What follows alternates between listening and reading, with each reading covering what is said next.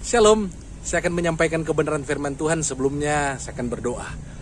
Tuhan, pimpinlah hamba-Mu dalam hamba-Mu menyampaikan firman Tuhan pada saat ini. Dalam nama Yesus, hamba sudah berdoa. Amin. Nah, firman Tuhan yang akan saya sampaikan terdapat di dalam Ibrani pasal yang ke-11. Ya, tentu saya mengajak kita untuk membaca keseluruhan daripada Ibrani pasal yang ke-11 ayat yang pertama sampai dengan ayat yang ke-40. Ini satu teks firman Tuhan yang berbicara tentang iman dan tokoh-tokoh iman, apa yang membuat mereka dikatakan sebagai orang yang beriman kepada Tuhan. Aplikasi daripada iman juga bisa kita lihat di sepanjang pasal ini. Nah, saya mau sampaikan kepada kita dengan dilandaskan di dalam ayat yang pertama. Firman Tuhan berkata, iman adalah dasar dari segala sesuatu yang kita harapkan dan bukti dari segala sesuatu yang tidak kita lihat. Apa yang kita harapkan, kita beriman. Jadi kita dasarkan itu dengan iman. Apa yang tidak kita lihat, kita tidak melihat dengan mata kita, tetapi kita percaya. Nah, iman adalah dasar dari segala sesuatu yang kita harapkan dan bukti dari segala sesuatu yang tidak kita lihat. Nah, saya percaya firman Allah juga berkata dalam surat Yohanes dikatakan bahwa yang mengalahkan dunia ini adalah iman. Iman siapa? Iman saudara dan saya yang akan mengalahkan dunia ini. Sebab dunia ini hanya dapat dikalahkan oleh orang-orang yang beriman. Tentu yang beriman kepada Tuhan Yesus Kristus. Tetapi iman di sini bukan hanya iman secara teori saja, iman hanya dengan perkataan, tetapi iman yang mana disertai dengan perbuatan. Yakobus berkata, iman tanpa perbuatan itu pada hakikatnya mati. Nah, untuk itu kita harus menunjukkan iman kita dari perbuatan-perbuatan kita, sikap-sikap kita. Nah, di dalam Ibrani pasal yang ke-11, di sini kita melihat bagaimana hamba-hamba Tuhan dari segala zaman, mereka menunjukkan iman mereka dengan perbuatan-perbuatan mereka, ketaatan mereka. Bagaimana kita tahu dengan kehidupan yang namanya Henok. Dikatakan dia beriman kepada Tuhan, dia bergaul erat dengan Tuhan sehingga dia diangkat oleh Tuhan karena dia sudah memperoleh kesaksian bahwa dia akan bersama-sama dengan Tuhan. Demikian juga kalau kita melihat di dalam kehidupan daripada Abraham, dia berada di Ur Kasdim di Mesopotamia, ya, dan dia mendengarkan suara Tuhan, panggilan Tuhan. Sekalipun negerinya dia belum tahu di mana negeri akan dia tuju, tetapi dia beriman, dia mengikuti panggilan Tuhan. Kemudian juga dia beriman bagaimana Tuhan meminta agar dia mempersembahkan anaknya yang tunggal, Ishak. Dan dia beriman dan dia percayakan Allah bisa membangkitkan Ishak dari kematian. Intinya dia mau beriman dan dia bertindak, dia mau mempersembahkan yang namanya Ishak. Demikian juga Sarah. Dia beriman sekalipun dia sudah tua, dia pasti akan memiliki seorang putra dan itu adalah Ishak. Demikian juga kalau kita melihat dalam kehidupan Musa, dia beriman sehingga dia tidak mau disebut sebagai putri Firaun. Dia lebih suka menderita bersama-sama dengan orang Israel. Untuk itu dia beriman, orang tuanya juga beriman sehingga mereka melawan perintah raja menyembunyikan yang namanya Musa.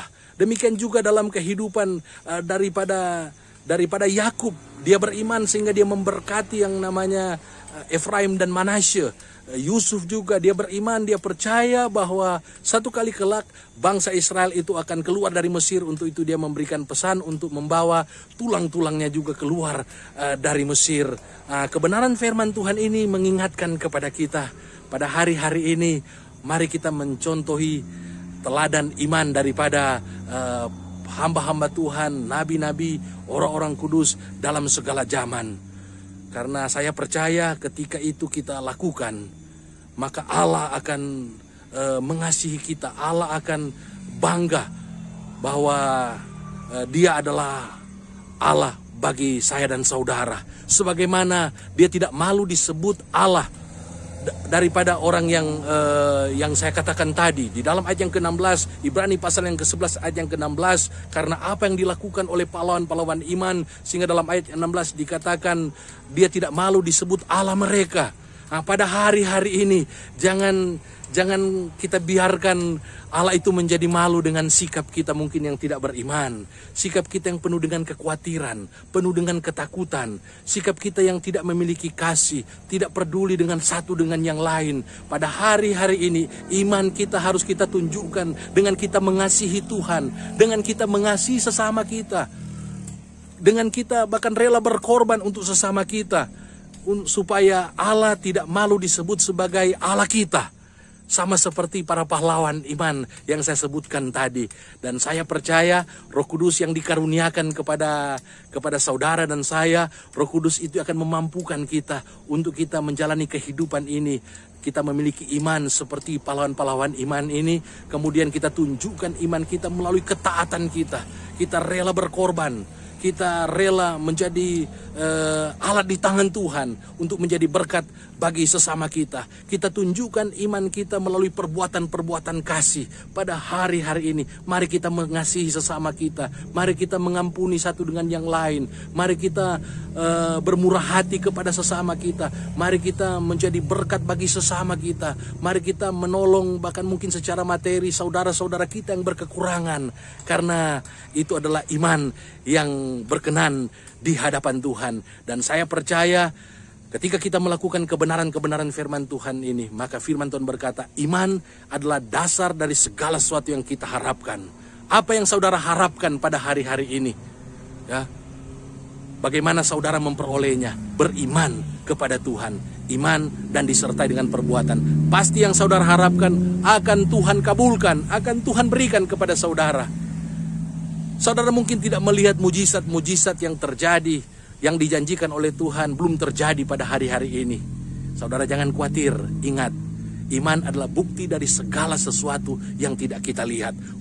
Walaupun kita belum melihat, tapi beriman. Iman seperti apa? Iman yang disertai dengan perbuatan, dengan ketaatan. Ketika kita melakukan semua ini, maka apa yang tidak kita lihat itu akan terjadi dalam kehidupan kita. Tuhan akan memberkati saudara. Tuhan akan menyertai saudara. Tuhan akan melimpahkan segala kasih karunia kepada saudara. Dan saya percaya kebajikan kemurahan Tuhan akan mengikuti kehidupan saudara. Bahkan Mazmur 127 yang kedua, pada waktu saudara tidur, Dia memberi roti kepada yang dicintainya pada waktu mereka tidur. Asal kita mempraktekkan iman itu, iman yang disertai dengan perbuatan. Dan ingat ayat yang ke-16, Ibrani 11 ayat yang ke-16, Allah tidak malu disebut sebagai Allah mereka. Itu yang kita pegang dalam kehidupan ini.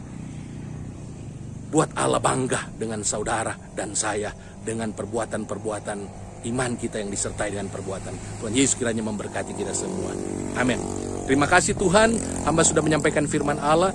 Jadilah kepada kami seperti yang Kau firmankan. Dalam nama Yesus, haleluya, amin. Tuhan Yesus kiranya memberkati kita semua yang mendengarkan kebenaran firman Tuhan ini. Amin.